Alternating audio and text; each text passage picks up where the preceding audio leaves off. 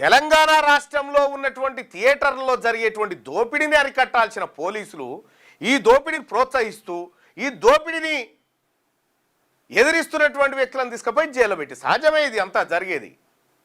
ఇంకొక విషయం, నిన్న చాలామంది పోలీస్ ఆఫీసర్స్ నాకు కాంటాక్ట్ అయ్యారు. ఏంది విషయం ఏందనంటే, సజ్జనార్ గారు ఈ కింద ఉన్నటువంటి జూనియర్ ఐఏఎస్ ఐపీఎస్లు ఐపీఎస్లు ఆ తర్వాత ఏసీపీలు డీసీపీలు ఉంటాడుగా, వాళ్ళతో కాన్ఫరెన్స్లో నువ్వేం చదువుకున్నావు, నువ్వు స్కాలర్షిప్తో చదివినవా, ఎట్లా చదివినావు, ఇట్లా ర్యాగింగ్ చేస్తూ ఉంటాడట.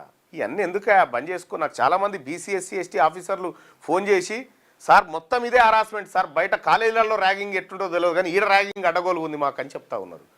సరే ఈ బంద్ చేసుకో సజ్జనార్ గారు, ఈ బంద్ చేసుకో. ఇది ప్రజాస్వామ్య దేశం, ఇక్కడ మనుషులే ఫైనలు, ప్రజలే ఫైనలు, మనం అంతా ఉత్తోలమే. మనం ఎంత, నేను ఎమ్మెల్సీ అయినా నువ్వు ఐపీఎస్ అయినా కూడా ఉత్తదే. అల్టిమేట్గా ప్రజలే ఇక్కడ ఓనర్లు, గుర్తుపెట్టుకోవాలి. ఇగో ఈ రకంగా హరాసులు చేసుకుంటూ వస్తూ ఉన్నారట. ఐబొమ్మ రవికి నిజంగా ఏమైనా ఈ రాష్ట్ర ప్రభుత్వం, ఏ పోలీస్ శాఖ, ప్రజలేం డిస్టర్బెన్స్ చేస్తలేరు, పోలీస్ శాఖ ఏమైనా తలపెడితే, ఏమైనా తప్పుడు కార్యక్రమాలు చేస్తే ఖచ్చితంగా అది ప్రజా ఉద్యమంగా మారుతుంది. ఆ పిచ్చి పనులు చేయకురని చెప్పి చెప్తా ఉన్నాం. రైట్గా